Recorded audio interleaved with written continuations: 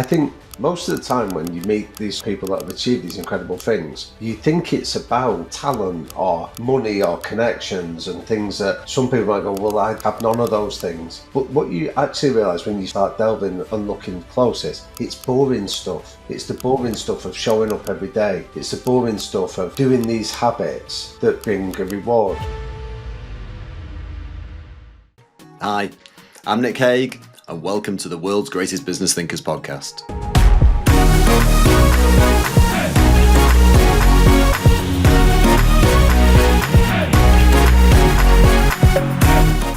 Damian Hughes is a best-selling author who combines his practical and academic background within sport, organisational development, and change psychology to help organisations and teams create a high-performing culture.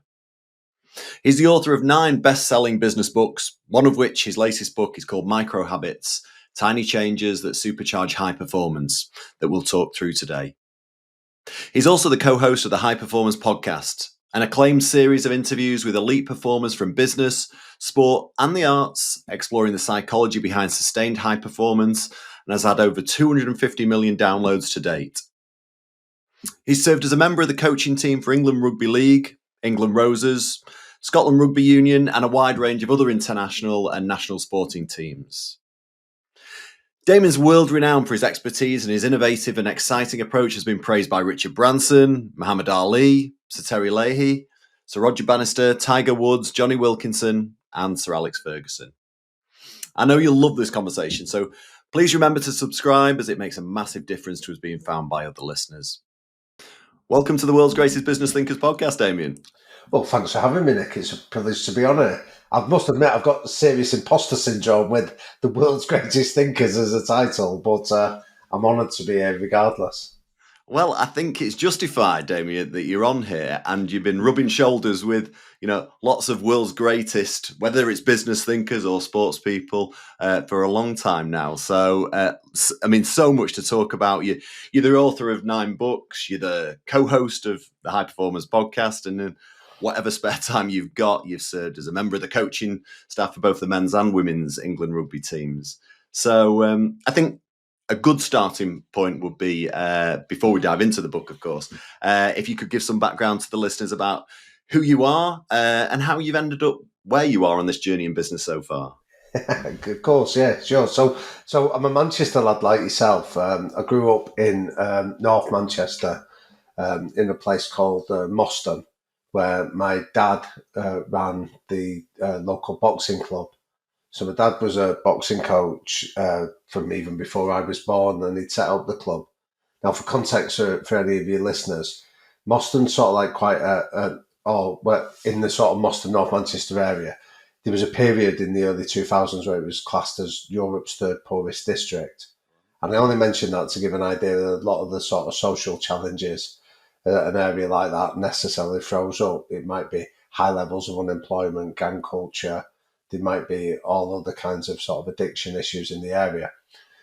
And that was the reality in many ways. But my dad's boxing gym was almost like an oasis in the middle of that. So it was a place where we had guys that went on to become Olympic champions. We had guys that became world boxing champions that sort of grew up. So I was around this culture of high performance from as far back as I can remember. That was my playground. That was where I used to go. But there was another thing that really struck me about where I grew up. So back in 2017, Manchester Council named a road in honour of my dad in the Collyhurst area where we'd grown up and where the gym was. And I remember on the day that they did it, it was a cold January day, and like Andy Burnham turned up to unveil it. And I remember being with my brothers and looking around, and there's about 400 people that had showed up, Nick. And I remember sort of looking around and recognising lots of the faces from our own childhoods. And I'd estimate about 80% of the people stood there that day had been members of the club but had never boxed. And that was an important point. It wasn't just a boxing gym. It was a sanctuary for so many people in that community, a place where they could go and like just sit and be welcomed and treated with a bit of courtesy. You could come and get fit if you wanted to. You could come and meet your mates. You could come and watch some of the younger people working out. But the point is, it was a really powerful culture. And again, they were the two elements that I think. I remember when I went down the route of academia, somebody used that phrase. He said, "We don't do research, we do me search," where we try and make sense of our life, and it only makes sense when you look backwards. And they were the two things that almost drove what you could loosely define as a career path for me in the last 30 years of looking at how do you create high performance cultures where people can thrive and places where people feel they can belong and they can make a meaningful contribution. So that's pretty much defines the origins of what I've done since. So I've worked in academia. I was a visiting professor for many years looking at organisation, behaviour and change. I've spent a lot of the time working in the world of elite sport, sort of helping coaches to translate this idea of high performing cultures into something really quite tangible and practical. And then for the last 7 years, I've been co-hosting High Performance alongside Jake Humphrey, where we've sort of spoken to over 500 incredible people so far around all of these same principles, how they've done it in different worlds, different guises and different industries. Yeah, yeah, it's a fantastic book. In fact, when I was doing the research, well, as you know, I'm a massive Man United fan, and I read How to Think Like Sir Alex Ferguson over 10 years ago now, but I'd never joined the dots that you'd written that book until I started putting these questions together for the podcast. And that book, you've written quite a lot of diverse books in terms of thoughts and how to think differently. And from that book, I took a lot of similarities from how I ran my business, including developing youth talent through an academy, emphasis on teamwork, the importance of a clear identity, and that balance between individual creativity, I suppose, and collective strategy. So, but yeah, I'm a massive fan of your podcast. I've been for many years, and you've had some fabulous guests on the show. One of my favourite books. I'm still to get James Clear on this podcast, but he wrote Atomic Habits, and I saw lots of similarities. Your latest book's called Micro Habits: Tiny Changes that Supercharge High Performance. So I devoured it in a couple of days, and thank you. What I love about it is that it builds on, as you say, many different, over 500 different people you've had on the podcast, and these experiences from all walks of life that have been on your show. And can you give the listeners an overview of what micro habits are and why they're important for personal and professional growth? Yeah, of course. Yeah. Well, first of all, thank you for reading it, and thank you for listening to the podcast, because I never take anybody's time for granted. Anyone that would read a book or listen to the pod. I mean, just very quickly, you mentioned James Clear. We were lucky enough to have him on the podcast a couple of years ago, and what he was brilliant at doing was explaining what habits are and why they're really effective. He had this really great line that still resonates with me. He said, "The heaviest weight in the gym is the front door. It's often just getting started." And so that's what habits are. And what I wanted to do was sort of build on James's work and that idea of then going, well, what habits can we adopt? And what we found was we were interviewing all these incredible people who were telling us about their success wasn't done in terms of big leaps or like great shows of courage. It was often done in like really small, simple, but consistently applied habits that they were doing. So the more I was started to look at it through that lens of what are the small things that these are doing that any of us could adopt, that was where a micro habits idea came from, to say that they all fit 3 criteria. They're all small to do. They're all really quick to understand. Yeah. But also they're really simple to be able to get your head around it as well. So I started sort of going back through the archive of 500 guests, and every one of them, you would find at least 1 or 2 ideas that they were like, this was central to it. So it might be like Tom Daly, for example. He was one of our first guests that we ever had on the podcast, Nick. And he said to us about every day he wakes up and he would set himself 3 goals that he could achieve that day. So, and we're thinking, this is Tom Daly, so his goals might be something outlandish. He was like, and we said to him, like, well, what's in today's list? He's like, I need to get some milk. Like, what? He was like, I need to buy some milk on my way home. I need to get some milk. That's one of my goals.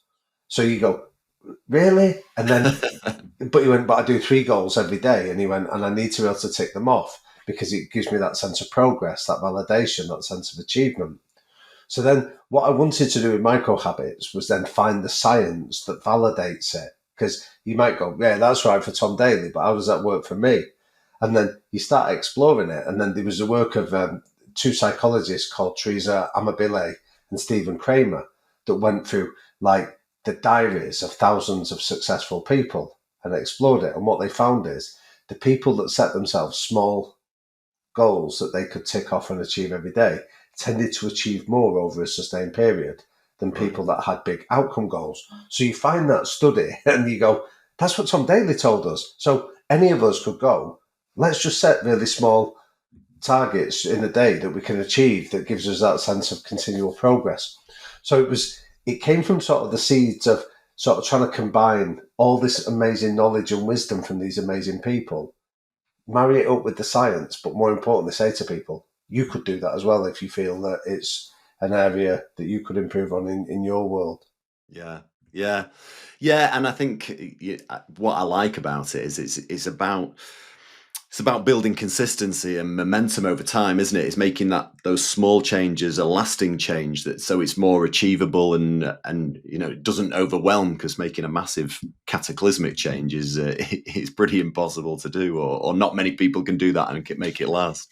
Well, that's a really smart point you're making, Nick, because I think most of the time when you meet these sort of people that have achieved these incredible things, you think it's about sort of like talent or money or connections and things that some people might go, well, I have none of those things. But what you actually realize when you sort of start delving a lot and looking close is it's boring stuff. It's the boring stuff of showing up every day. It's the boring stuff of doing these habits that bring a reward. So I'll give you another example, right? Like Chris Voss, he's renowned now for being like a master negotiator, but he was the FBI's lead hostage negotiator. So when we chatted with him, he's like, empathy saves time. That's my habit. He went, empathy saves time. So you said, what do you mean? And he goes, well, whenever I walk into like a high stakes hostage negotiation, I ask the hostage takers, how are you? How are you doing? What's going on in your world? You know, like, do your parents know you're here? Do you need to contact anybody to let them know that you're safe and well? And he went, and people are screaming at me like, what are you doing? Like, just get in and make demands, get these people out. And he's like, I promise you, this will save time. Because at some stage in the negotiation, I am going to make those demands. But if they know that I've taken an interest in them as people, they're more likely to respond when I need it to. So I was like, I love that idea. Is there any science that validates it? And then you find there was a study done at Warwick University that said, if you invest in just 4 minutes of small talk at the start of a day or the start of a meeting or a relationship, the levels of trust and cooperation in that relationship increased by up to 60%. Yeah. So it gives you the idea of going 4 minutes of small talk at the start of a meeting is something that we could all do, Yeah. or we could all invest in, but we don't necessarily know what it'll bring us. So what I wanted to do with the book is give you the evidence to go, this is worth your time. Yeah. I've read Chris's book, actually. It's a great book, isn't it? And it's Yeah. I think humanizing those situations that he's going into. So it is a human to human conversation. It really does diffuse the matter, as you say, later on when negotiations get a bit heated. Yeah. So, I mean, you mentioned just a couple of people there. Was there a specific moment, or was there a specific guest or experience that led you to think, oh, right, this concept of micro habits, I've got to write this book? Yeah, there was a couple of moments. So, like, I always think back to when I was working on the coaching staff for the England Rugby League team. We went out to the World Cup in 2008 in Australia, and we went to a training camp on the Gold Coast. And I hadn't been around the team that much at that stage. And the head coach at the time, a brilliant bloke called Tony Smith, First day of training, I'm stood next to him and we're chatting. And he went, "Oh, by the way," he said, "we're a man down today." He said, "Would you mind just helping out?" And I was like, "Yeah, sure. What do you want me to do?" And he said, "Well, we're going to start tackle practice in a minute. Do you want to just get on there and help out?" So I pick up the tackle bag, and as I'm trotting out on the field, right, I line up, and then I realise standing opposite me is the England Rugby League captain, this 6'5" giant called Jamie Peacock that looks like he's been carved out of granite. And that's the moment, Nick, when I went, shit, I've been set up here. That this is my induction. So I'm going to hold the tackle bag. He's going to run in, smash me into the Pacific Ocean. Everyone's going to laugh, and this is how I sort of find my place in the squad. So I'm like, so there's three emotions going through my brain at that moment in time, right? One, I feel scared that I'm going to get hurt. One, I feel a little bit naive that I've walked straight into being set up like this. And then thirdly, I feel a little bit hurt that like in this day and age, smashing somebody is still seen as a acceptable way of making you feel that you're part of it. Part of a group. Yeah. Now, I've been part of other sports teams where it might be like stand up and sing a song in front of the group or tell us a rude joke or whatever it is. So I know these induction processes are important where people need to feel belonging, but I'm stood there and I'm just thinking, oh, please let this be over as quick as I can. And they start, and Jamie, the captain, comes sprinting at me and he's getting faster and faster. And I'm sort of just thinking, just try and keep your dignity here, whatever he does, smashing into it. And as he gets within just a beat of me, he twists his body and avoids me. So I can feel like the rush of wind, like a train in the station that's not stopping, go flying past me. And I realised that I'd been holding my breath, and I went and found him and I went, "Thanks, Jamie, I appreciate that." Anyway, yeah, it's all right. And then when I got talking to him, he'd been told that he had to smash me. That was the thing. Right, But okay. afterwards, he was like, "Nah, I didn't see the point in doing that to you. Why would I want to humiliate you and then ask you to contribute meaningfully an hour later in the conversation?" So it was a really small moment that nobody would know about other than me and Jamie. Because like people were disappointed they didn't get to see me look daft, and then they moved on quite quickly. But it was in that small micro moment that I was like, he made me feel that I had something to offer. He made me feel that he respected me. He made me feel that I belonged. And that example has often, it's lived in my head rent free for years because it was a really small thing. And that's what I often say to business leaders of, you don't have to do big set piece things. It's often it's the work in the shadows that nobody sees where the real value is offered. So I've often seen this as a micro habit without necessarily referring to it as that. And then on the podcast, we were due to interview the author, Lee Childs. And when we were doing the prep for him, I'd never read any of Lee's books, the Jack Reacher series. So I thought, I'll go to the very first book and I'll read it. And what really struck me on it was the short chapters, because he's trying to give you this sense of pace and urgency of Jack Reacher as he goes through his adventures. And it was the first time I'd ever read a book that deliberately does that as a tactic. And I thought, I love that.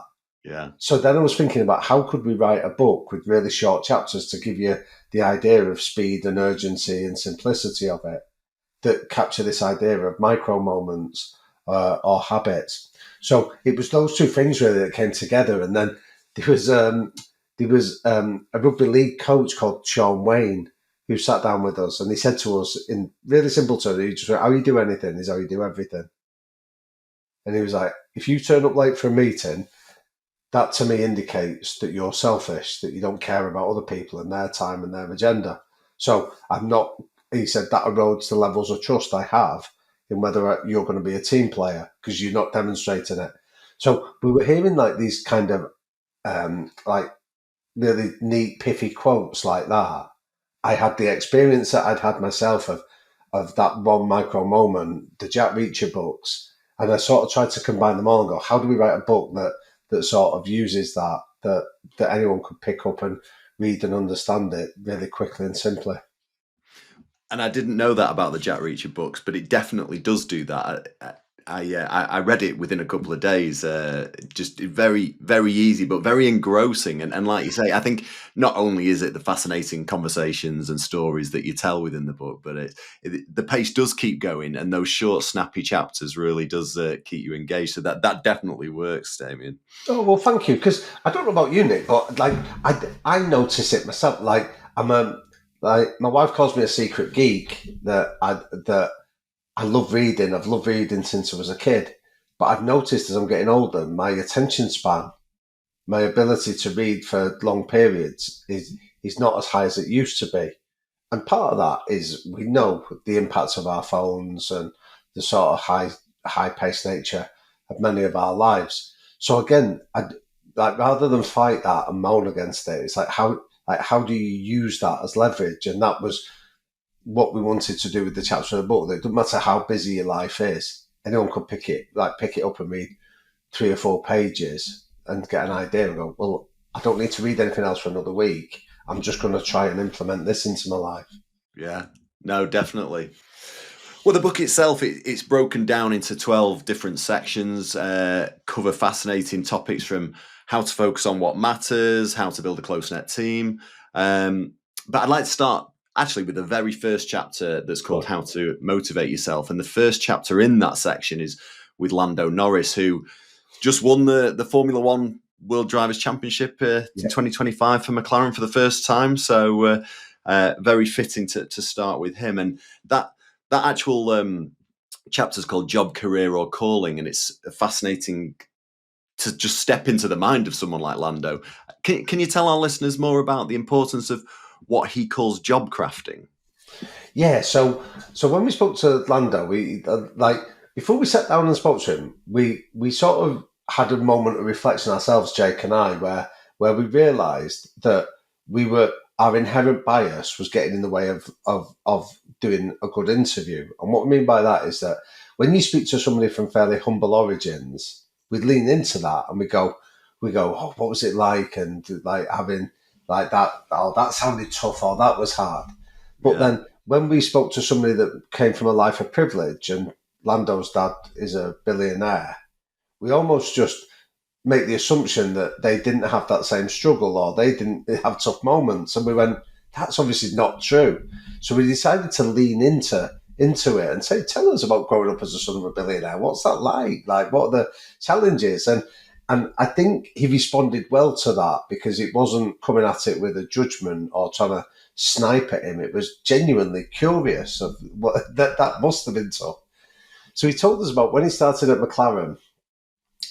He used to go in on his holidays as a young boy, and he deliberately used to hang around in the garages and do whatever he could. Do you need boxes shifting? Do you need me to move these tyres? Do you want me to just muck in and help out and sweep up and doing things like that? And so he was doing that from being a young boy, but he still does it now, today, even though he's like the lead driver. So that's an interesting insight from him. And he was like, well, what else would I do? Like, I could go back to my hotel and play on the Xbox, or I could build relationships with the people that are actually giving me the best car to drive. And then we started exploring this idea that there's 3 ways you can view any task that you do. It comes from this organizational psychologist called Amy. She's got a Polish name that I'd struggle to say, but it's basically Amy Verinsky. And she talks about every task you do can either be viewed through the lens of it's just a job, it's just a career, or it's just a calling. So if you do it as a job, you go, I come in here and I do the tasks that I'm set in the hours that I'm contracted for, but I've got a life outside of it. I've got other things. I'll do the best job I can in those hours. But you just view it as a job that funds other parts of your life. If you view it as a career, you can go, I'll do this job I can because it stimulates me, but I want to progress. I want to get a promotion. I want to get a pay rise. I want to have a bigger team, whatever it is, but you see it as part of a journey. Mm. The third way is you can view it as a calling, where you can go and do this just because I love doing it and I love it and it just fits. It's part of my identity. I do this job because I'm the sort of person that does it. So Amy Verinsky talks about how if you're like even doing like a task like being a cleaner in a hospital is the example she offers. If you view it as a job, you go, I'm just here to clean up and sweep the corridors. Or if you view it as a calling, you go, I'm somebody that just adds real value to a patient. I bring moments of kindness and help patients at their most vulnerable moments.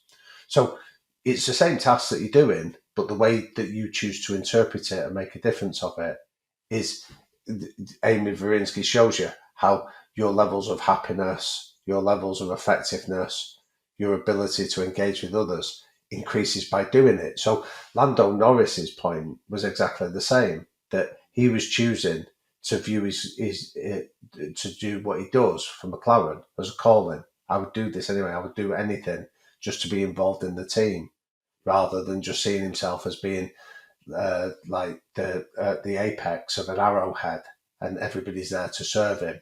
He sees that he's there to serve them as well. Yeah.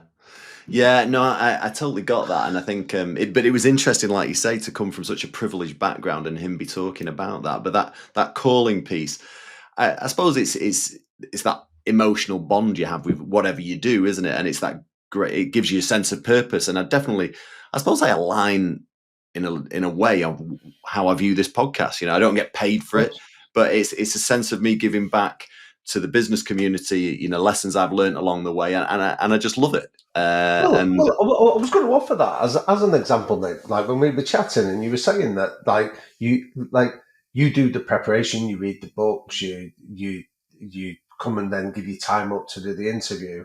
Do you know what I mean? And you put it out there for free every week. That's all the behaviour of somebody that's doing something as a calling. This is what I was born to do. I would do. Yeah. It's often the way of going, I'd do this even if I wasn't being paid to do it. Yeah. It is an Absolutely. idea that, and the more you do that, the more you do it, and you find what makes you happy. And we all know the different benefits that accrue from doing things that we enjoy rather than doing things that we have to endure. Yeah. Well, in fact, related to that, the next section in the book, it's called How to Find Your Purpose. And I'm a massive fan of Simon Sinek. Some people call him the why guy because of his, finding his why. But I love what he says in that about using the best friend test in order to find your purpose. Oh, wasn't it good? Yeah. So when we had Simon on the podcast, and by the way, I should say this, that if anyone sort of picks up the book, we put a QR code at the bottom of each chapter, so you can then go and watch the interview where they talk about the very things that you've read about. So what we decided to do with Simon is actually get him to do a test with Jake to help him find his why. Right. And he did this idea of like, well, what would your best say? Like what would your best mate say if you asked them, why are you my mate? And he said, and what they'll first of all do is, well, like if you're from Manchester, like us, your mate go, you what? But then you'd sort of go beyond that and you go, no, like, why are we mates? And then, first of all, they said they would, they'll talk about what you do, go, because you have a laugh together, or, you're reliable, or, we've been mates for years. And they'll talk about content that you both know. And what he was saying is like, you have to keep pushing, because the real answer to that question almost doesn't have words. It's the emotional part of the brain. And what we often try and do is put words to this that often don't have a vocabulary. So you have to keep pushing. And he used the example for himself where he went, his mate just went, I just feel better when I'm in your company. And he described, you could see him in the interview where he goes, look at that there. And like, he got goosebumps on the back of his arm. And he went, because when I share that anecdote, that reminds me of that moment. And that's what he made him realize that his why is to make people that are in his company feel better for having done it. So, but he said it takes the courage and the persistence just to keep pushing. But he says you have to do it with somebody that is choosing to be your mate, somebody that has been in your life for long enough. Yeah. But eventually they will find a way of articulating something that that is an emotion that you evoke when you're there. And then the argument is that once you get that response, you then think about, well, how do I structure my life around that? How so that I can keep doing that as consistently and as regular as possible. Yeah. So I'll give you another example from this idea of purpose, because I know like people hear about it and go, well, so I'm not quite sure how I'll work it out. That Simon Sinek example is one. We interviewed another incredible person called Dame Stephanie Shirley that we feature in the book. Now, her story in itself is incredible. Nick, she came over to the UK on the Kinder Transport in World War II, lost both her parents. She got fostered by a British family in Worcestershire, and she tells the story that when she was a young girl, the neighbours of this British family that fostered her said to her, "Aren't you a lucky girl to be saved?" So while her intention was really good, she said she used to go to bed every night and ask herself the question, have I made my life one worth saving? And then her story after that becomes incredible. She sets up a women-only business after she leaves university. This is sort of post World War, early 1950s, and they're sort of making early prototypes for black boxes for Concorde. I'll cut a very long story short. She basically sells her business in the year 2000 for £2.3 billion. So she makes all the women she employed at the start multimillionaires overnight. And then she spends the next 25 years of her life becoming the first person to voluntarily fall off the Sunday Times Rich list as she gives all the wealth away. Because she tells the story to us how she had a young son who was diagnosed with autism, and occasionally she needed to put him in respite care. This was in the 70s, and she said it was like putting him in an asylum. So she committed that the rest of her life was going to be spent creating environments for young people with autism to go to places where they were respected and comfortable. Now, she passed away last summer, but we spoke to her a couple of years before that. And what really moved me was she said, I used to ask myself the question, even like 80 odd years after she'd been first asked it, when she lay down at night, she'd say, has today been a life worth saving? So there's simple ways that she's asking the same question that Simon Sinek suggests we ask our best mate. It's the same thing. It achieves the same objective. So there's different ways of getting there that just saying, where should I be investing my time, my energy, my resources, whether that's in a collective business or whether it's just personally. Yeah. I know. What an amazing woman. What an amazing woman. But like you say, actually, when I read the book, I thought I'll try this out. And as you say, when you ask your mate in Manchester, they do say, "What are you talking about, Nick?" Yeah. yeah. Yeah. But You are. I made some notes that it said, and there was after a bit of pushing, there was like kind, empathetic, good listener, curious, which I suppose always asking questions. Someone said, so I suppose that guides me to this podcast. But finally, someone said, "You're always there for me. You've always been, and you always will be." And I realised in them saying that again, that the goosebump thing. I realised I get a buzz out of helping people. And one of my good friends, or a girl, she lost one of her sons to a brain tumor a few years ago now, and I'm now a chair and a trustee of her local charity, Oliver's Dragons. But I love it. It's like giving grants away to make a difference to individuals or organizations that really need it. I mean, it just gives you that warm glow inside, so asking that question is a bit tricky, but it definitely gets to the nub of what really makes you tick, and it's guided me in terms of what I now spend my time doing Oh, in that's an life. amazing story. Yeah, Yeah. I love that because then, well, you can answer this for me, Nick, rather than me sort of second guess it. But I'm sure that when you think about the moments where you've been most successful, personally or professionally, does it tend to correlate with being that person that's there for others, being the support, being the warm, empathetic, curious person? absolutely. Yeah, no, it definitely. It's when it just. I think every human being would say that, wouldn't they? If they've helped out another person or done a good deed. But yeah, it needed someone to tell me that in order for me to recognise it, and then do something about it and do something different. So it was eye opening for me. Yeah, brilliant. Because I think it's a really good point. I think sometimes, like, I was thinking this when I was writing the book, that like a lot of it is common sense. Like you're saying, well, I almost know that, But just because it's common sense doesn't mean it's common practice. So if people are reading a book going, yeah, I know this, and you go, but are you doing it? Because that's the difference when we talk about these high performers in apostrophes that we've interviewed. They're actually taking common sense and just making it common practice within their own lives. Yeah. I'm going to move on a few chapters in the book. I'm sure most listeners have heard of 11 Madison Park. If they haven't, it was voted it was voted the world's best restaurant back in, I think, 2017, but it's still got 3 Michelin stars. Will Guidara co-owned it at the time. And actually, he's a future guest. He's got a new book coming out, and so he's coming brilliant. on in April time. But is he? How lucky? Yeah, he's well. I've not spoken to Will before, but looking forward to that one.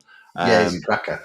Yeah, but he recalls how sweating the small stuff is what makes the difference, and he uses the story you use the story in the book about serving a hot dog to some guests on how it really made the difference. Which I'd never heard. I've heard a few stories, but I'd never heard that story. So can you expand on what that is, David? Well, we went out. We were in Las Vegas, and we met with Will. He was in the city. So, and again, if people use the QR code in the book, they can go and see it. Was that we bought a hot dog into the interview with us, and we sort of gave it to him, and he went, it's I think it's called a Nathan's hot dog. He went, he brought a Nathan's hot dog, and we said you can have it as long as you tell us the story.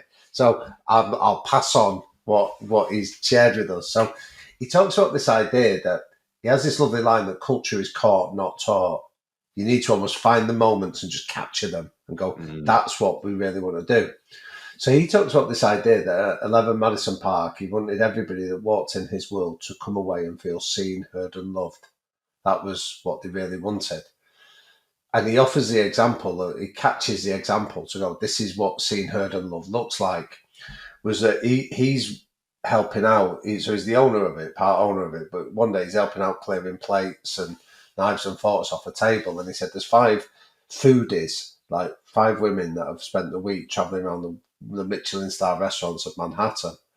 And as he's sort of tidying away the table, he hears one of them say to the other, it's probably the only food we've not eaten this week while I've been here in Manhattan is a genuine New York street hot dog. So he hears this, doesn't let them know he's heard it, tidies everything away, takes it back to the kitchen, and then legs it down onto the street to go to one of the street vendors and buys a $5 hot dog off him, brings it back into the kitchen, and his head chef is a guy called Damian Hughes, one of the world's leading chefs. He gives him this $5 hot dog and says, I want you to serve this up to present it to those 5 women there. Now, I always think the Daniel Hum bit of this is interesting because he has the humility not to go, you what? Do you know who I am? And go, yeah, fine. So they do it and they serve it up and they present it back to these women. Now, Will offers the point. He says each of those women spent that afternoon $500 each in their restaurant. And he went, but what was the one food item they went away talking about? The hot dog. Yeah. And he went, not because it was better than the food that had been served, not because it was more expensive. It was because in that moment, they'd been seen, they'd been heard, and somebody loved them enough to go out onto the street and address one of the things that they said they hadn't had. And he went, that was the experience we wanted everybody that comes within our workplace to walk away and describe it from an emotional point of view. So like the Simon Sinek stuff, doesn't necessarily have a language, but you know it when it happens to you. So when Will spoke about other examples, he said we had a lad phone up once and he went, my dad's coming into your restaurant and I'm a bit worried. And he's like, why? And he went, well, my dad doesn't like fancy food. He doesn't like all this sort of fine dining, but we're coming to celebrate. And Will has that line where he says to him, he says, well, it's up to us to adapt to your dad, not the other way around. What does your dad like? And he goes, he likes steak, he likes chips, and he likes Budweiser. And he went, right, fine, just come. We want that man to feel seen, heard and loved. We don't want him to walk away feeling diminished or silly. So he said, when they bring him round like the champagne trolley, he said, they've stocked it full of Budweisers for him. So the first experience he has is they unveil it. Where's your drink? And he talked about this ability all the way through the place just to do it. Like another quick example he offers is he goes, think about when you go to somewhere nice to have dinner. And he said, what's the last experience you have? He said, so once you pay the bill, he said, what's the last thing they bring to you? And inevitably, it's like they might bring you a mint or a small chocolate or something like that. And he went, if we've done our job right and just given you the best meal of your life, a mint or a chocolate isn't enhancing the experience because you've just had the best meal of your life. Yeah. So he went, so what we're doing, if we take this idea of seen, heard and loved, he said, we want to continue that relationship, so they make their own granola. So once you've paid the bill, they give you a bag of granola and they say you don't need to eat again for the rest of the day. But in the morning when you get up and have your breakfast, we want you to have the best granola you've ever tasted in your life. So you continue that relationship. So these are all really small ideas, but that's the idea of, in the book, write it as do sweat the small stuff. Yeah. Do catch best practice when it's happening so you can share it and bring it to life for other people. Yeah. Yeah. There's so many great examples. The book's Unreasonable Hospitality, isn't it? And I think customer experience is a key interest of mine. And I think, like you say, culture is caught, not taught. I think making sure that you put systems to catch that. But the key is giving individuals autonomy so that they can make those decisions in any given situation, isn't it? It's because, everyone's different and every situation might be different there. But I think there's other examples he talks about in the book. Yeah, where he went. They weren't I think they were just got into the top 100 restaurants, and so they started to do the due diligence, and they went to some of the the top 10 restaurants, and they were with his crew, and they were served, and the food was amazing, the wine list was amazing, the sommelier was very knowledgeable, but they didn't, and they thought, how can we do this better? But it was a couple of things. I think the coffee wasn't great. Yeah. And one of the guys didn't drink beer. He was a beer guy. And so they took these learnings back and just, worked on those and gave, various different coffees from, opportunity to choose coffee from around the world. There was a beer sommelier, and these different things really started to make the difference in the restaurant that they were recreating. 100%. Like, I sometimes say this to like some of the coaches or the leaders that I work with, that when they're talking about it, I always say, always remember that one size fits one. Yeah. Like, we get into this idea of one size has got to fit all. You go, no, one size will fit one. So don't think about how do we offer this homogenous experience to every customer. You go, start with the idea of what do I want customers to feel? I want them to seen, heard and loved. Right. And now one size fits one. So serving a New York hot dog to another table isn't appropriate because they've not mentioned it. It would appear random and incongruous. Yeah. It only works in that one unique experience. But what is consistent is the emotions that you want to evoke in people. Yeah, yeah. Did he ever say how they dressed that hot dog up? That was what I was interested in. What they actually did with the hot dog. Yeah. So he did, like, nothing that complicated. He said they literally took it, put a bit of garnish on the side, but just took it and cut it up onto so that he was like 5 small plates of it. So again, like, but I think that goes to the heart of what we're saying. It doesn't need to be fancy. It doesn't need to be outlandish. Like, I think sometimes people think that like these big moments in life, like changing a business or achieving success, is about like delivering a Churchillian speech or making a game-changing move. When the reality is, it's often in the small moments, it's the stuff in the shadows that sets it up to eventually break through. Yeah. Well, here we are. It's early Jan, mid Jan, and we're this will be going out in February. But in terms of the result of the weekend, we're both Man United fans. We've been put through the mill in recent years, but we had a fantastic result at the weekend. So I'm going to.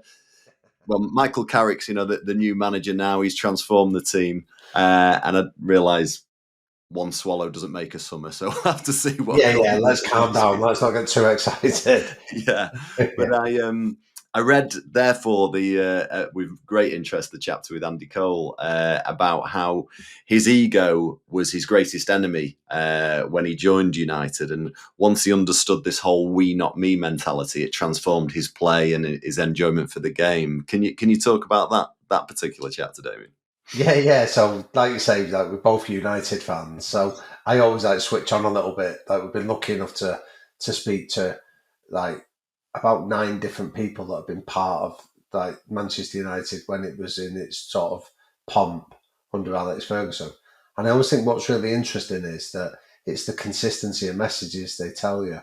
So it's not about having necessarily the best players. It was about the culture and like the consistency and the transparency. So when Andy Cole came on, like he was part of that treble winning team of 1999 and they'd signed him in '95 from Newcastle when he was regarded as sort of like the long gunslinger. Do you know what I mean? They used to call him Goal King Cole and things like that when he was at Newcastle. So it was all about him. And he said, well, that's how it had been for his career. It was about how many goals he scores. If he scores goals, I've done my job. It's up to the rest of the team to contribute. And I said to him, well, what was the difference when you came to United? And he said, well, I came in with this attitude of as long as I do my job and score goals, that's fine. He said, and he'd been in there about a month when Alex Ferguson's assistant, Brian Kidd, who'd been part of the great European Cup winning team in 1968, he said, pulled him to one side. And he went, I think you need to understand this is different here, mate, than what you're used to. He's like, what do you mean? And he went, it's not just about you scoring goals. And Cole goes, no, it is. That's exactly what it's about. And he went, no. He said, there's no point in you scoring 40 goals when we come second. We're not here just for your glory. We're here for the team to win. And your goals have to contribute towards that. So I said to Cole, so how did that manifest itself in everyday life there? And he said, well, interestingly, he said, I never heard the word me spoken about. He said it was always it was always we, not me. So we need to win. We need to be successful. It was never about I need to be successful. I need to win. Yeah. And he said, and it was almost that collective mentality that our own individual success had to come second to the success of the wider team. And you go, that's really simple to get. Like any of us can hear that and go, get it. But then he explains how that lay at the very heart of this collective endeavour that, like you hear things about that time where you go, oh yeah, Alex Ferguson won't get away with that behaviour today. What? Asking people to buy into something bigger than themselves, being into that sort of collective mentality, putting your team above your own self-interest. Well, yeah, that still exists today in any world where success occurs. That sort of enforcing of that kind of standard is true. So again, in the spirit of the book, I was like, is there research on that backs this up? And the answer is, yeah, there's loads of research there. So there's stuff like, there was a study done by a brilliant psychologist called Ethan Cross that looked at how in classrooms from a really early age, when people are singled out for making a mistake, so it might be Nick dropped his jumper and it went into a puddle, right? Nick feels shit because I've just been singled out in front of the class. But when it goes, you know what, Nick dropped his jumper and we all make mistakes like this occasionally, and it went in the puddle. Everybody then feels this collective responsibility that Nick doesn't feel singled out. You accept that anyone can make errors. So that was the first bit of just seeing how getting people to buy into the wider thing and you're part of something bigger than yourself creates this sense of esprit de corps. Yeah. But then Robert Cialdini, the seminal psychologist, talks about he calls it the basking in reflected glory effect. So when you find it with fans, a bit like what we've done here. So when United win at weekend, we go, we won. But when United have been getting beat for the last few years, we go, they won. They got beat. United got beat yesterday. And it's almost like you cut off the associated failure. So it speaks very much to who we are, that we win but you lose is a sign of an unhealthy culture. And the evidence is there that when that happens, it becomes more fragile when you come under pressure. So what Cole was talking about, this idea of it's we, not me, is at the heart. It's one of the foundation stones of any high-performing culture. And Yeah. again, it's a really simple way to be able to assess it. I was drawn to that one because of the United link, Yeah, but yeah. as I was reading it, the we not me, it really came back to my life before when I was running my old agency, B2B International, and clients would say, you're a bit different to other agencies, and I'd say, well, tell me why are we that? Why are we different? And it'd be quite hard for them at first. They say, well, of course, you're insightful, excellent quality work, blah, blah, blah. You've got the expertise and how you can speak to difficult individuals as a market research agency, Right. and delivering insightful, useful findings at the back end. But they then got on to say that it was more when we're presenting back, we're saying we need to do X, Y, and Z in terms of from the results, as opposed to, you need to. And they said it was just that little difference that, like, we're in this together. And this was at the back end of the project, and we were interested in making these findings embedded to make a change within the organizations that had hired us. And so, we'd still go the extra mile afterwards. We'd do cuts of data and answer their questions even when it was completed. But it was just that we versus you and us, or, agency versus client versus we as a collective. That they said was the real difference, and I just saw nothing of that. It was just well, that's natural on how we speak. But that is a brilliant example of what a micro habit is. You know what I mean? So it's really simple to get the idea of we, not me. It's speedy that you can just sort of catch yourself doing it and do it that way. But then it's really effective as well, that because you can go, because you're hearing the impacts of your client. It's going, oh, I love that. I feel that we're on the same team rather than we're serving each other's needs. Yeah.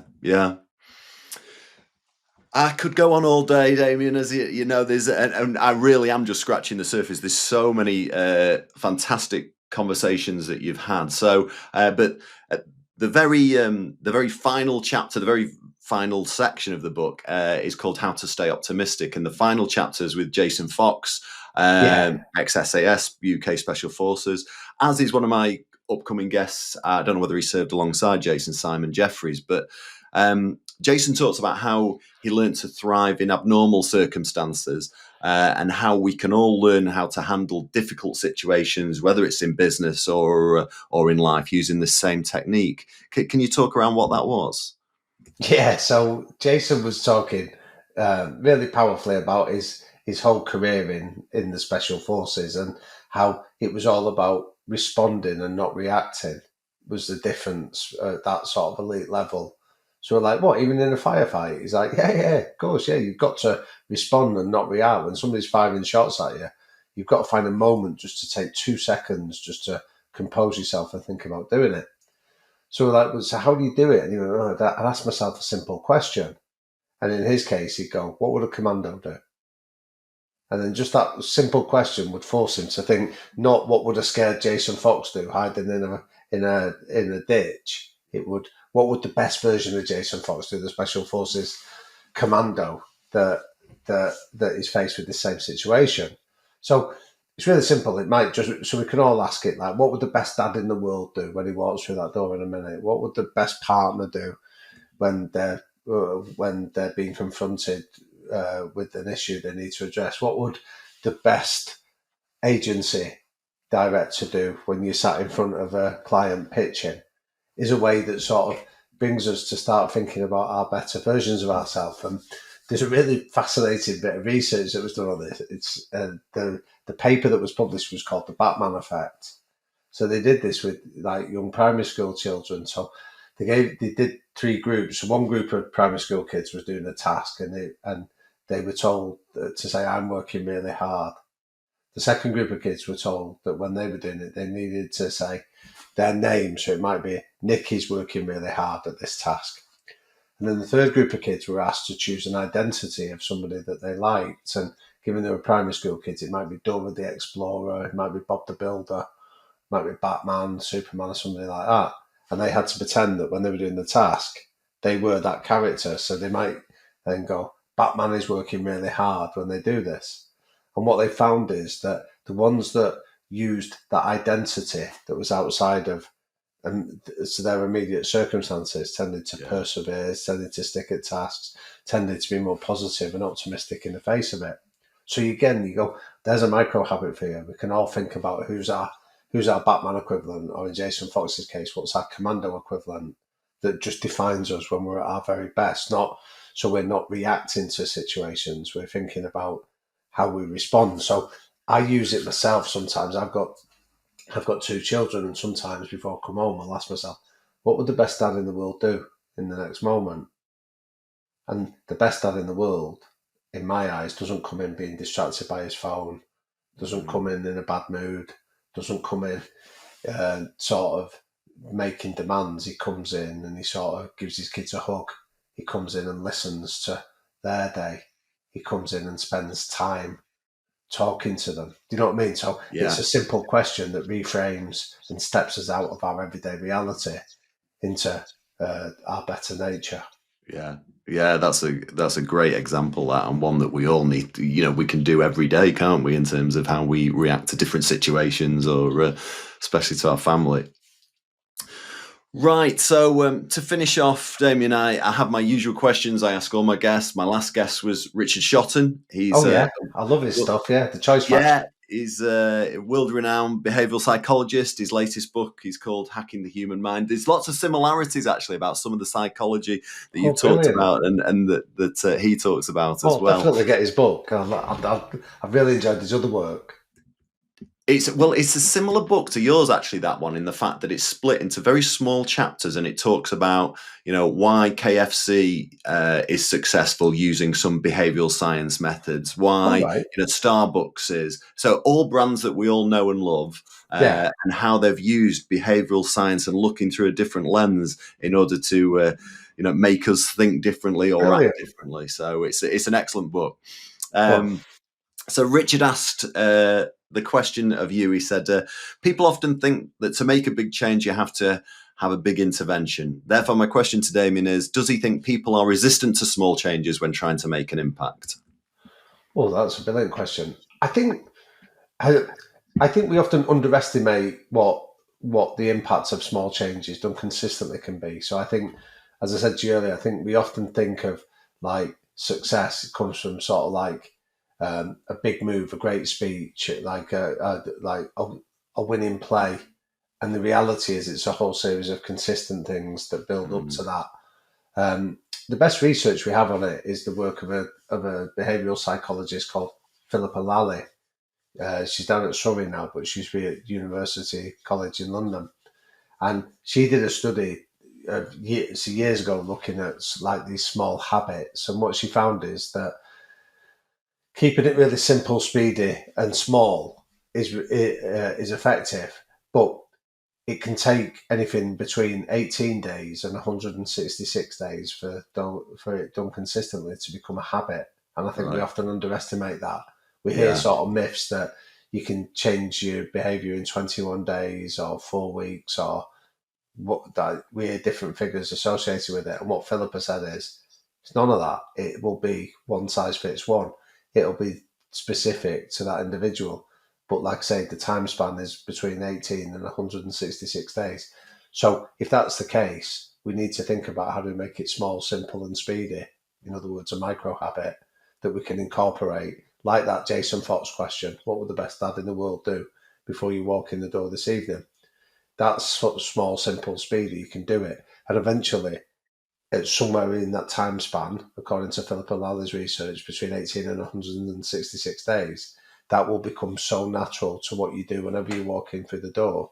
You're thinking about what's the best version of me in this situation. So I think we often underestimate the cumulative effect of small habits and assume it's big set pieces, but the evidence tells us it's directly the opposite of that. Yeah. Next couple of questions are from listeners. Firstly, from Angus Drury in Newcastle, who asks, what common challenges do people face when trying to establish new micro habits, and how can they overcome them? Oh, right. Okay. That's a brilliant question, Angus. I think what I often see is what is referred to as the 3 Fs, used to try and get people to adopt a new way of operating using fear, force, or facts. So what I mean by that is think about like how like health psychology tells us that if you don't stop doing this behavior, your likelihood of cancer, diabetes, dementia is likely to increase. So it's all about fear tactics. We hear it in business, like the John Cotter metaphor of create a burning platform for change. Like the burning platform metaphor comes from the Piper Alpha oil rig disaster in the 80s, where people either had to start a burning rig or jump into a burning sea. So we use this metaphor of fear frequently in our lives. We see it all around us. And it often feels really tempting because when you're frightened, energy spikes and people will run. But it doesn't mean they're running in the right direction because blind panic often ensues with that as well. So I think not doing it to run away from something, but being really clear of what we want instead. So running towards something. So don't use fear as a tactic. Instead, induce yourself almost incentivize yourself of where we're moving towards it. I think not trying to force it either. I think when we force things, it often leads to short-term compliance. I remember when we interviewed Clive Woodward once, he talked about he made the same mistake the Queen used to make of assuming the world smelled of fresh paint wherever he went. Because when you walk in the room, you think that's what's happening all the time. It's what happens when you're not in the room that's key. So don't try and force change. Instead, that's where I think the micro habit stuff of make it small, simple, and speedy is key. And the other one is don't just bombard yourself with the logic of it and using the facts. Like I sometimes do this when I speak to groups. I say, how many steps should you take a day? How many items of fruit and veg should you eat? How many litres of water should you consume? And everyone knows the answers 10,000, 5 and 2. I say, how many of you do that consistently every single day? And the answer, the people that know the answer is it diminishes to less than 5%. And you go, facts aren't the problem. It's translating it into something tangible and practical that's the issue for many of us. And again, that's why, to repeat myself, and apologies to yourself and Angus, Nick, is small, simple, speedy is what a micro habit is.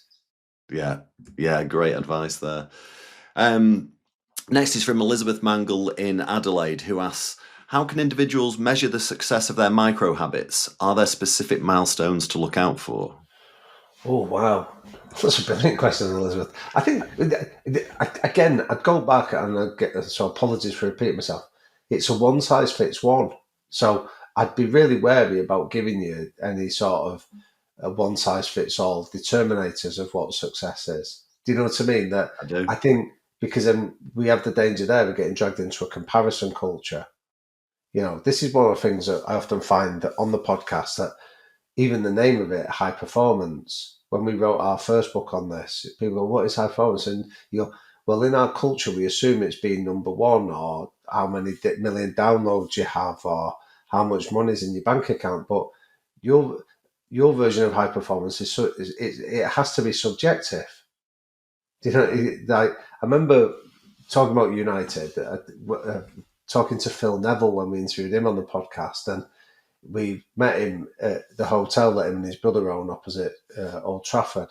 Yeah. And I don't know if you remember, Nick, but during the pandemic, they opened up the hotel free of charge for NHS workers to go and just have a bit of respite care. So I was having a cup of tea with Phil Neville, and we were talking about that decision he'd made, and he was behind it. And I just said, I really admire that, Phil. Like, fair play to you. I thought it was a really generous, kind, decent thing to do. And he went, you know what, Damian? He said, sometimes in life, you've just got to do the best you can with what you've got in the moment you're in. And I went, what? And he went, he'd said it. And I said, just say it again. I need to write that down because it was so simple but profound. Yeah. Because his point was the best that you can do is different than the best that I can do. The moment you're in is different than mine.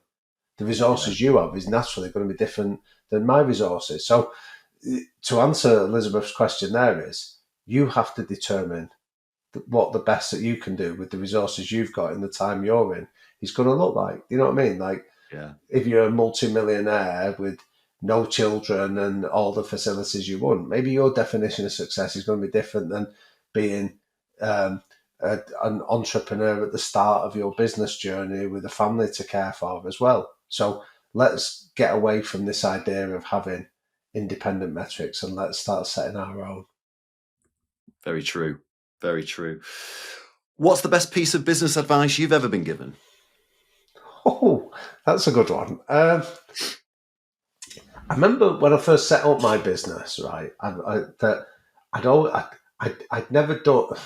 So, a bit more context, if I can just offer it, was that I'd worked with my dad in the boxing gym, and I'd been to uni, and then I'd met the lady that became my wife, my girlfriend at the time, and she came from a family that sort of like her dad had done a more traditional career path than I'd done, whereas my family was like cash in hand work and things like that. Right. So I thought I needed to get a proper job if our relationship was going to have a chance. So I ended up working for a company called Unilever, a big blue chip company. And I was working, and this is how daft I was, Nick. That I thought it. So when my boss used to call me in, and I'd say, "Oh, you need to go and see the boss tomorrow." I thought it was like cash in hand work where you get paid up to the end of the day and told to get lost. And it took me, I quickly realised the employment law meant that that wasn't the case, but that's how naive I was about the world of work. And every time I kept thinking I was going to get finished at the end of the day, I kept getting promoted instead. So I ended up being at Unilever for 7 years. And then in the end, I realized, so my role was around sort of creating high performing cultures and workplaces. But as I was getting promoted, I was sat behind desks rather than actually doing what I loved. So Mm. I made the decision that I was going to pack it in and set up my own business, like working with sport and different environments.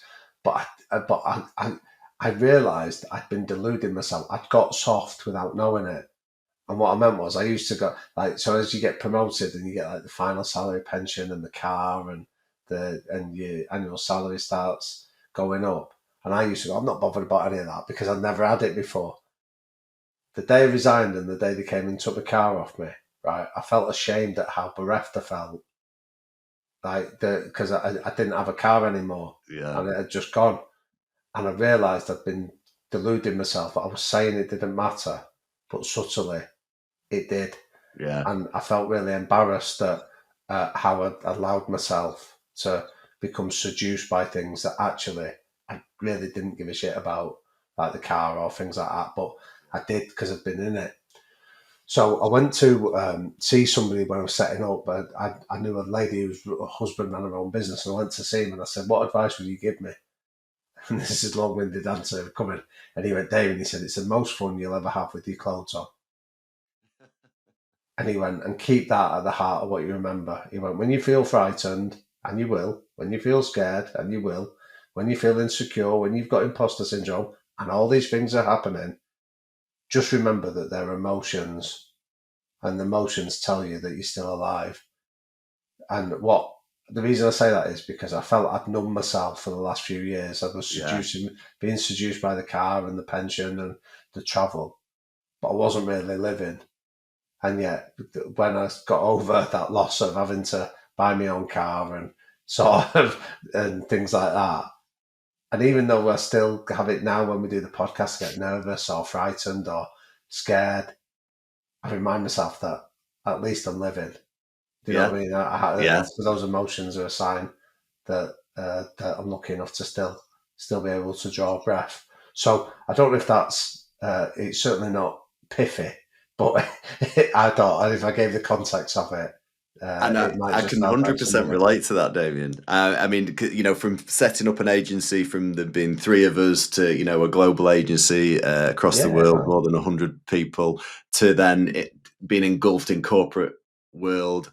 And I became numb for sure. And so it was only in 2023 I was reborn again and doing different Brilliant. things that I could do. So no, I totally get that. Well, thank you. Well, thanks for sharing your story as well, because I think sometimes I feel a bit vulnerable when I say it. Do you know what I mean? Because Yeah, I don't no, not at all. because I don't, and I certainly would never dream of being disrespectful for anyone doing those jobs. It just wasn't for me. Yeah. You know what I mean? But I respect people that can do it. Just, like I meet people on the podcast, they go, I couldn't do what you do, but I respect the fact that you can. You Yeah. know what I mean? And that was just for me. But I realised that I'd sort of taken a slightly wrong turn. Yeah. Well, at least you realized it in the end. Yeah. Who would you like to hear on this podcast? Who would you like me to reach out and invite to come on in the future? Well, I would have said Will Guidara, but you've got him on in April because I just think what he offered was so pragmatic. It was so incredible, but really pragmatic. I know you and your listeners will thoroughly enjoy his stuff. I'd say if you could get Alex Ferguson on, Of course. yeah, I think but I actually think if you could get Alex Ferguson on without the Disneyfication of his stuff, do you know what I mean? I think like now, like hindsight, age, sort of nostalgia means that we think that everything he did was amazing when it wasn't. You know what I mean? He made lots of mistakes, lots of errors. I think if you could get a version of Alex Ferguson on that was willing to talk about his missteps as well as the right steps, I think that'd be brilliant. But from somebody that I think would be really, really good for you, get Keely Hodgkinson. Yeah. So she's a local girl. So you stand a chance. Keely was amazing. Like we've been lucky enough to have her twice on the podcast. And I just think, like, I feel real pride at seeing a Manchester girl go off to the Olympic Games and just blitz the opposition like she did in Paris. But more than that, I think I like how grounded she is, how down to earth she is, how she knows she's special in that domain and put her on a 800-metre track. But she also is humble enough to learn and listen from other people as well. So I'm biased because she's from Manchester like us, but get Keely on. I definitely will. I might need your help on that, Damian, as well. I'd love to have Keely on. So no, I'll and Sir Alex. We'll try all my means to reach out and get him. If you do, let me know. Finally, my next guest is Gary Hamill. So he's been a professor at London Business School for more than 30 years, been hailed by the Wall Street Journal as the world's most influential business thinker. Wow. What question would you like to ask Gary? In an age where everything can be measured, what is the measurement that really counts? Yeah. That's a good question. Because I think, this is like me jumping in and answering it. I wouldn't dream of answering this question, but I always think that, like when I hear business leaders say that people are our most important asset, and then when the numbers don't add up on the spreadsheets at the end of the year, like what's the first thing they cut? Yeah. Your most important asset. I always sort of think there's something slightly amiss with that. So as somebody that's as well respected as Gary, I'd say, when everything can be measured, like, what's that old saying that everything that can be counted, but not everything counts? Yeah. What's the one thing that really counts more than anything else? Great question. I'll ask that to him, Damian. Yeah, good. I'll listen to his answer. Well, I mean, thank you so much for the work that you do, Damian, for starters, for putting some of the insight from your podcast and the conversations into the fabulous book. So listeners, viewers, please do go out and buy it. You will absolutely love it. So many stories in there and so much to take through. And I think hopefully what's come through today is that this high performance that we've been talking about, it's not about this single moment. It's not what you do occasionally. It's that will define you. It's about creating a method, a process, as Will Guidara said, and it will be. I love what you say about one size fits one, but start to begin building those habits specific for you that address your journey, your own unique path to excellence. So if they'll be able to find the book wherever bookshops, Amazon. But if they want to reach out to you, Damian, or how's best to speak to you? Yeah, I've got so my company's called Liquid Thinker. So I've got a website called liquidthinker.com where if people have any questions, maybe they've heard stuff today that they think, I'd like to know a bit more about that, feel free to drop us a line. There's a contact page there, and I'll get back to you and share any information that I can do. Super. Well, thank you so much for coming on today. I've thoroughly enjoyed it. Thoroughly enjoyed the book, and we'll have to get on those terraces and enjoy this renaissance period of hope. Yeah, you're more optimistic than I am. We've got a long journey ahead of us. Yeah, but listen, thank you for having me on. Like I said to you when we were talking about that job, career, or calling, I know how much hard work and preparation and commitment goes into doing a podcast like you do, and I don't take that for granted either to be a guest or to be a listener. So you're doing an incredible job, and thank you for having me with such grace. Well, I appreciate that too, Damian. So good luck in the future, and we're on each other's doorstep, so I'm sure our paths will cross. I'd love that. Cheers, Damian. Cheers, mate. So here are my 3 key takeaways from the conversation with Damian. Firstly, I think we should remind ourselves of what a micro habit is. It's small enough to start now. It's simple enough to do without overthinking it, and it's fast enough to fit into our everyday life. I think too often people think it's about making that massive change, but actually that's often not possible and definitely not sustainable. And so it's all about finding those manageable steps that lead to these larger transformations. And they are significant because they build consistency and momentum over time, making this lasting change more achievable without overwhelming ourselves. Second point, I think Damian talked about the mistake people do make when looking to create those changes. They use the wrong motivators. He called them the 3 Fs. So people use fear to frighten people into changing and creating this burning platform. The second F is facts and figures that people use, but they don't really speak to them. It's emotion that we need to tap into to us instead to make that change. And finally, the third F he talked about was force. When you just tell people you should do something, you'll do it because I told you to. Some of these may work in the short term, but definitely not in the long term. For the long-term change, you instead need to use the 3 Rs. So this is first R is relate to people, give them the sense that you understand them and you tap into that. You have to reframe it, get them to understand the benefits of what you're looking to change. And then third, the R is you need to repeat it. So people get comfortable with it and getting to grips with it. And whether you're in business or in life, you can use these 3 Rs to build in some momentum with these micro habits. Finally, Damian talked about Sean Wayne's maxim that is how you do anything is how you do everything. And he mentioned that the one size fits one rather than one size fits all mentality.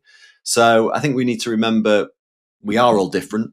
So we don't need to do everything the same way. And the key is consistency. And it may take you 18 days, it may take you 118 days. But if you continue to show up, do the hard work in the background, in the end, it will become a habit and you'll reap the benefit either in business or in life, like all the examples in the book. Next up is Gary Hamill. Can't wait for that one. Until then, remember to subscribe so you never miss another podcast on the World's Greatest Business Thinkers podcast.